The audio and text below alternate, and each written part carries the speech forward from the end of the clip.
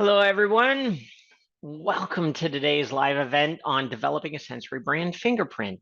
I'm glad you're able to join us, and today we're going to continue the conversation on a topic that a lot of innovators really overlook when they're doing their product innovation work, and that's maintaining your brand's sensory fingerprint. So today we're going to move on from just defining what a sensory fingerprint is and talk about how you master it. What are the practical steps of mastering it and using it and including it so that you can do great audits, that you can ensure your current products meet your fingerprint, as well as you can drive your innovation program forward so that you can ensure that your entire team is all on the same page. I'm Greg Stuckey. I'm the Chief Research Officer at Insights Now, and I'm excited to have you here with me. And during this discussion, please pour your questions into the Q&A section. I've got that right up here on my screen, so as soon as those come in, I'm going to try and answer them as we're going through the material today. So certainly jump right in, and I'll drop those on. So let's get started. So mastering your sensory brand fingerprint is really critical to the long-term success of your brand and your product line. So brand value erodes over time when your renovations and innovations don't align with the current fingerprint. And that's what lets people know that the product is an authentic part of your brand. So when you stray too far from that emotional relationship that you've built up, too far away from those critical sensory attributes, which ensures people feel like the product is authentic, your consumers are going to start looking for other brands to fulfill their in-the-moment motivations. So to know you've mastered your brand's sensory fingerprint, you must stay true to your brand values. So that goes without saying, probably, that you should actually know what those values are. You've got to grow your emotional relationship with your consumers, which means you always need to deliver on the promise. And if you ever don't deliver on your promise, go ahead and apologize. Strive for change. It's like any real relationship. As researchers and managers entrusted with the life of the brand, one of the things you should do is ruthlessly protect those implicit cues that make the brand authentic. Every suggested change to a product should be looked at and viewed through the lens of your customers and what their existing implicit connection is with those products. You've got to take that lens so that you can protect those cues. Finally, you have to stay focused on the moments that matter to your customers. When your brand fits into a specific aspect of their life and it plays a specific role, that builds up emotional relevance to them. So don't get caught up in like demographics of people. Rather, get caught up in the experience that you are going to share with them through your brand and your product. Now, let's do a real quick recap from our last session. We defined a sensory brand fingerprint. And in that fingerprint, to be successful, your brand's fingerprint must be centered on the core benefit or value of your brand. Now, these are often created and managed by the brands and the marketing teams. And we're going to talk about starting with an audit process so that you can get to know that information and find those fingerprint elements there. Next, it really needs to contain the implicit sensory associations, which allow people to intuitively know that your product is authentic. These implicit cues are critical to understand, and especially whenever you're making a change or renovating your brand or putting in line extensions even. And finally, you've got to find the elements that are unique and ownable. Your brand must have some characteristics that you can own, right? That helps you beat your competition. Otherwise, it's just not going to last very long on the market. So the fingerprint covers the cues that must always be true, right? For every product in the line, for any product to be, capable of carrying the brand. It covers the brand relationship, the message, the design, the naming, the packaging, the product sensory characteristics. And when you nail these things consistently, you drive your brand's equity. For instance, what product is this? Everybody should know instantly. It's so recognizable. You already know it's Pringles before I even had to tell you it was a Pringles branded chip. Why is it so instantly recognizable? Why that implicit connection is so real? Because they've mastered their sensory brand fingerprint and they've been doing it for years. Right? For Pringles, this fingerprint is really very strongly focused on a sense of play and a pop of flavor and that iconic shape you just saw. You didn't have to smell it, you didn't have to taste it, you didn't, although you probably wanted to, but you instantly knew what it was before you even had all the information you needed to tell me what the brand was. So in our last discussion, we walked through the principles of developing Pringles Sensory Brand Fingerprint. And if you're interested in doing that, you can jump back to that prior webinar and watch that one. But I'm going to really use Pringles then as an example as we go through today, so we can start taking it from, okay, great, you have a fingerprint, to let's really figure out how to master that fingerprint. Now, the fingerprints, why is it so important to master our fingerprint? It's incredibly important because your brand equity is completely driven by your sensory fingerprint. And Pringles is a really good example of a brand that has an easy to recognize sensory brand fingerprint. Mastering that fingerprint really allowed them to drive their brand's overall equity. Now, there's a lot of ways people break down what a brand equity is.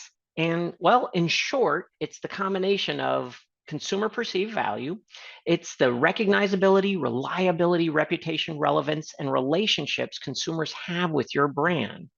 So the more instantly recognizable your brand is, the more equity it has, and the stronger the emotional connection for that person. The more relevant a product is to specific moments in a person's life, the more equity it has.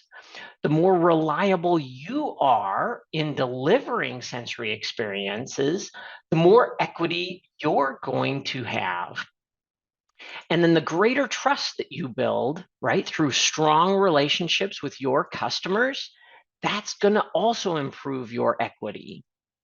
Right. And the stronger your reputation is by staying completely true to your own brand identity, again, the more equity you are going to have.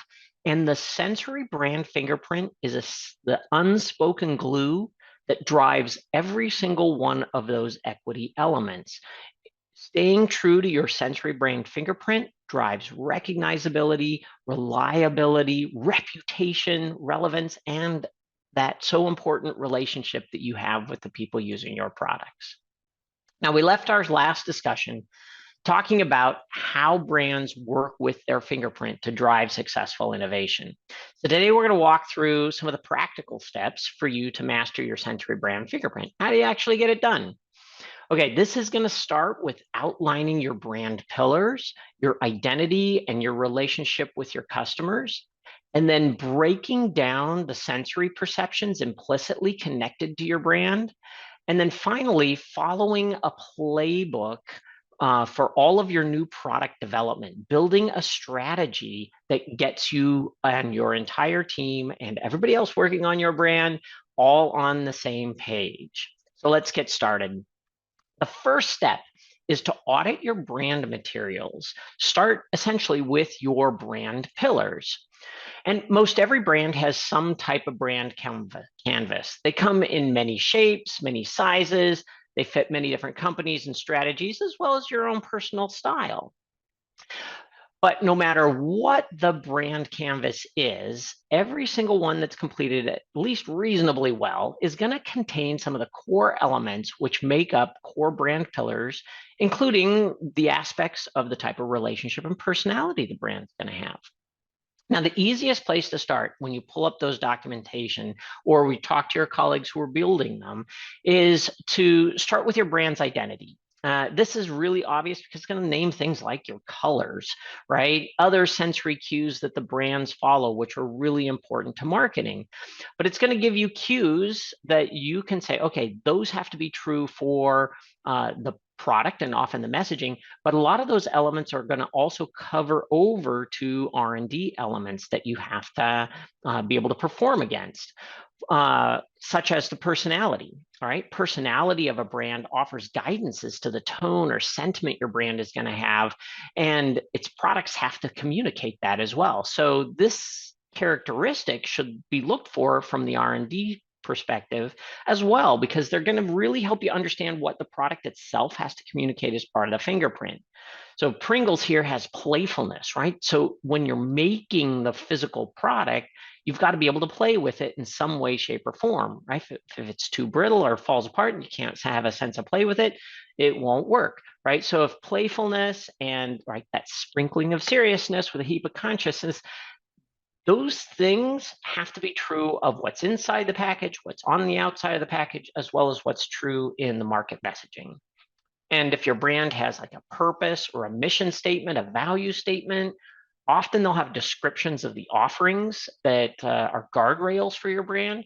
You should be able to find in there key sensory cues that should be true no matter what kind of product is delivered. All right. The next place to review when you're looking at your branding information is your marketing content. And I'm really often surprised by how many people working in sensory and product development and on innovation teams never spend time on their own brand's websites to see what the story is that people are being told.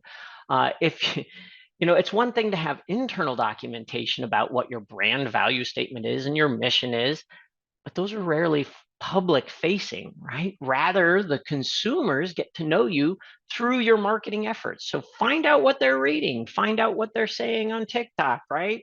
Find out what kind of dances they're doing, right? Then you're going to really start to understand what the elements of and expectations for your brand and your brand products are going to be. And if you see conflicts between your internal communication and your external communication, that's a place to drop a flag and start your cleanup process after you've mastered your whole fingerprint. Now, the other thing to remember is that consumers' implicit connections to the brand last a long time. So, for instance, Pringles recently changed its slogan, right? A couple years ago, they did this, right? They didn't make a huge change, right? The slogans are pretty similar. They said it took them, though, 2 years to decide even to make this change. Why so much care? Because no matter what you change, right, that old slogan's going to stay there in people's minds. So if you step too far away, if you're moving your brand too fast for the consumers, you're going to start to create a bunch of conflicts. So it's important to be able to manage that expectation. However, if you've got a new brand positioning and a new brand direction, remember that those old connections, right? All those implicit cues have been built up for the last X number of years the brand's been in the market. Those things are already still going to be very solidly in people's minds as expectations for what products are being delivered by your brand. So you need to understand both your current as well as your past messaging. All right, now the next step is to actually then go out and audit all your products. For every product in your line, you should know what moment in life it's targeted and positioned towards, what the tensions are that it's resolving, what jobs it's intended to do in the market. You need to know what benefits the product's delivering. And then for each of those benefits, what are the sensory cues and signals that tell you you're getting that benefit, right? You're going to be able to really find a lot of this information if in your historical records, if your company is prone to doing a lot of consumer research. But if you don't have them, you really need to complete a consumer review to benchmark all of your current products. Now, we like to use a simple worksheet to help us list and visualize the different elements. And within these elements, it helps you find a little clearer direction as to the types of moments the brand targets, therefore the benefits you're getting. So if you start with the brand fingerprint, you can outline the different moments that you're going to be targeting, right? And then you can look at the tensions and the jobs to be done that are present in those specific moments that you have to deliver against, or that you're targeting to build that relationship with the consumer. The benefits that they get by using your product to address those tensions, and then the cues and the signals that increase the perception of those benefits. And if you have a lot of products in your product line, like Pringles does, then you can line up the different products in your brand's lines by each of the moments they're positioned for. So, for instance, Pringles may have a long line of flavors targeted at like everyday snacking, some to wellness snacking, some to free from snacking, some to high energy snacking. And you can take each of these and break it down. For instance, let's look at harvest blends, right? Positioned to those wellness snacking moments. You're addressing the tension that snacking makes a person feel guilty, and they want the crisp to be able to make them feel good about the food they're putting in their body. So this provides benefits of confidence that they're eating right, they're making a good choice, making a healthier option, and then diving a little deeper into the specifics of the sensory cues, which go beyond the fingerprint to say, okay, I have to have the fingerprint cues plus these added cues to deliver these additional benefits that are specific to this moment, such as maybe having thicker chip or maybe visible grains. Now, that's a nice little simple, high level summary. We also like to make the nice, really detailed grids that have all the information, not just what you should be targeting for each benefit, but also what you should be avoiding for each benefit. Because we often forget that sensory fingerprint cues can be important about what you avoid, what you don't do, just as much as what you do. So the first place to start really is building in what are your core fingerprint cues. Here, I'm just listing a few examples for the harvest or for Pringles as a specific product or a brand. And then you can add on that, what are the cues that you're going to leverage for each of those specific benefits. For instance, I've got confidence and good for the earth for the harvest blends here. And you may have like visible seasonings helps inspire or make a person believe that they are getting more confidence. Visible grains, more color variation makes them believe that it's something that's better for the earth because it came from the earth if they can see it, right? You can also do the negatives or also need to do the negatives, which is like avoid the bean aromas. It's made with beans, and you're even telling people it's made with beans, but maybe the aroma is a negative towards confidence, but the flavor is a positive, right? Might go both ways. So you've got to make sure that you break down your products and completely understand what cues you need to leverage and what cues you need to avoid. And to audit all of your products, you need to be able then to compare the performance of your product against the design and the plan and your parameters. And every place you see a gap or an opportunity to improve, you can add that to your strategic growth plan. So if you can benchmark every single one of your products, you can get both the consumer and the sensory profiles, and you can identify where your gaps are. Once you have those gaps in current products, add those to your strategic plan along with your new product development products that aren't yet on the map. Which brings us to our third step, which is creating your strategy. And if you've never had a sensory brand fingerprint or your team is just not used to using them, one of the most important steps you can take is to agree on the strategy you're going to take, which is really the way you're going to make decisions. Now, as you went through like the product audits and the brand audits, you're going to have found a number of places where you have conflicts between your fingerprint and the product and the messaging. To resolve this, you need to agree on some principles for decision making. So one of them is, do I change the product to match the message, or do I change the message to match the product? Right? Those gaps are critical to fill, and you have to have some agreement and some plans in place, some strategies in place in order to make sure that you can fill those gaps quickly and efficiently. So the easiest place to start is by putting this all together into a simple worksheet and review all of your current products. After you've done that, you can start working on your new product development pipeline. So this worksheet, as an example, you would list out each of your new product initiatives, whether they're real products yet or just areas for consideration, what moment you plan to target, whether you intuit right away that there's going to be fingerprint concerns that maybe marketing or R&D need to be keenly aware of, and then what specific benefit you're targeting, and what additional cues you're going to be adding to the experience that people have with your brand that's going to make that specific product successful. So maybe we could look at the Pringles minis, right? The Pringles minis, it would be targeting a moment like grab and go snack. You'd be concerned with staying true maybe to the shape. So maybe R&D and marketing has to find a way to promote a sense of play, right? So you've got, as part of your fingerprint, the classic duckbill shape, all right, shape of the universe of the chip. Can you do that shape in a mini? How close do I need to be to make it exactly the same? And then the sense of play is a key part of the brand. How am I going to create a sense of play when it's in a bag, which is maybe not as creatively fun to play with?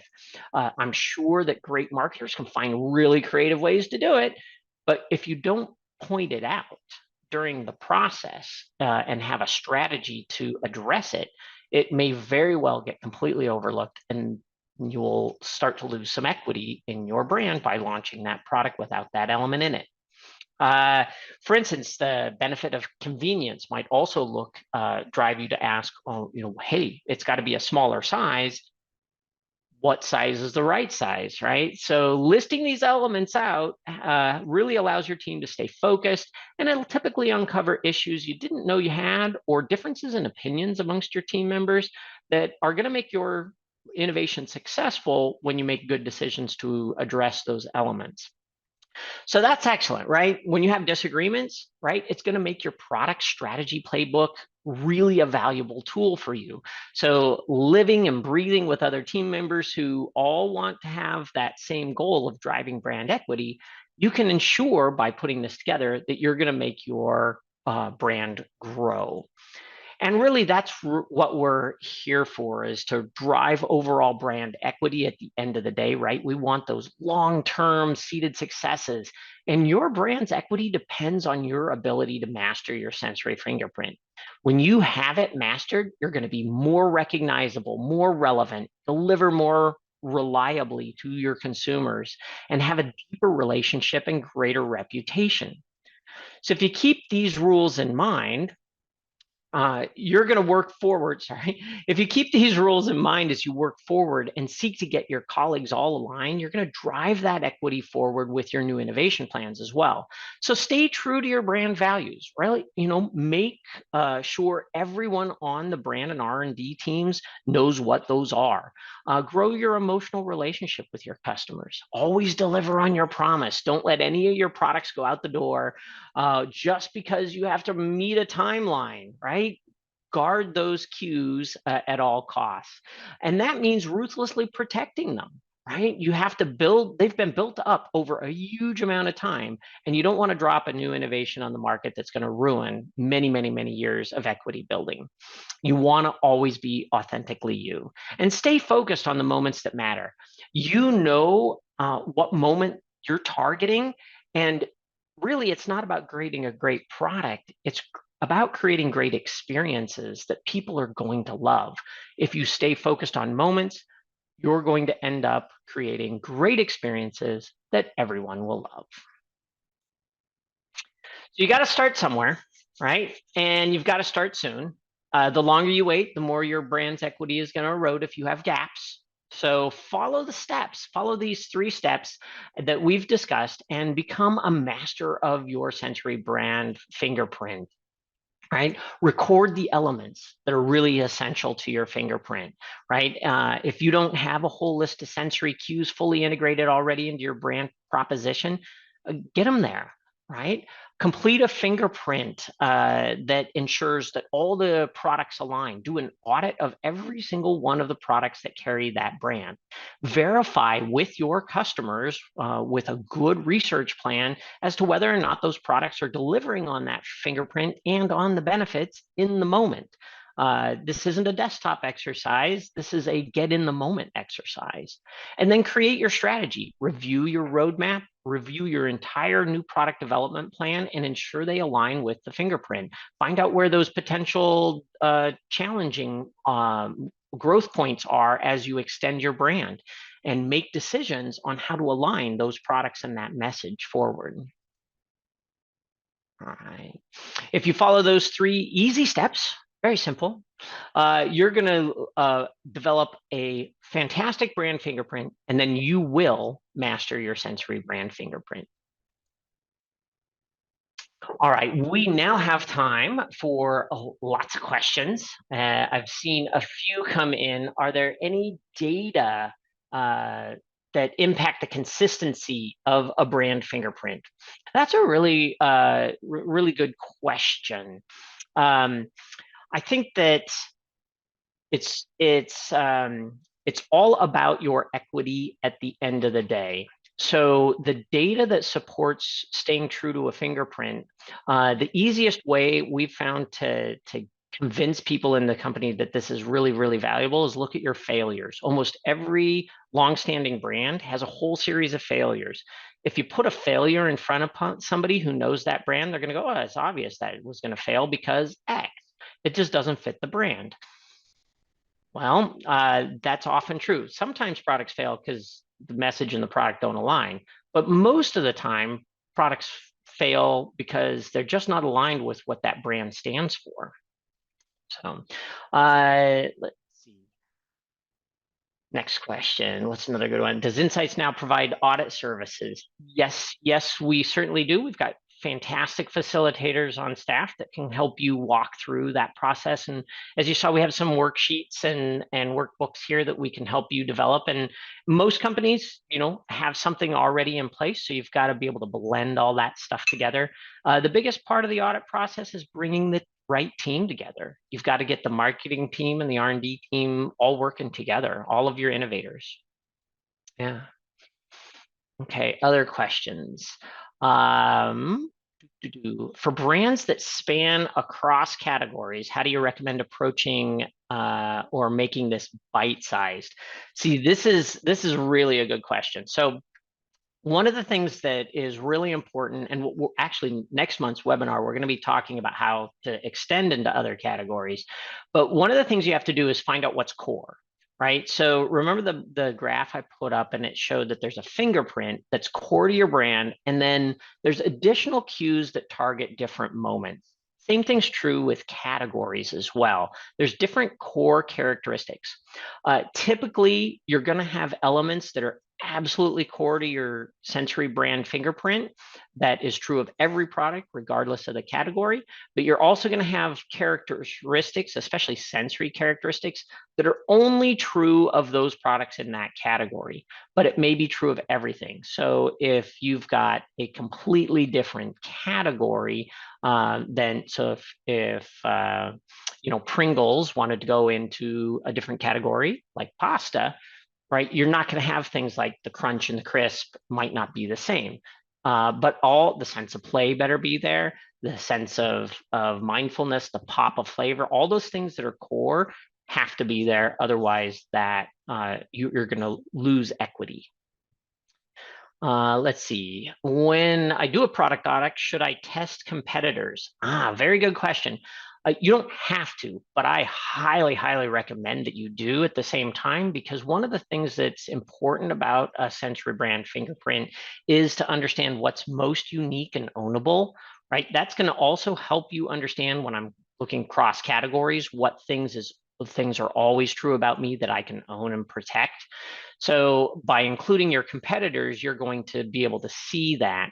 The other thing is true is you can get a sense of your competitors' Achilles heels as well. You can see where maybe some of their products might not be quite aligned with their brand, and you might have an opportunity to maybe press in on that and overtake them. Good questions. Good questions. Let's see. How many competitors might I include? It's a good question. So certainly include the most biggest competitors in your category. If you're a big category, certainly grab the top players in the category that make up the most money, that are going to have the most emotional equity.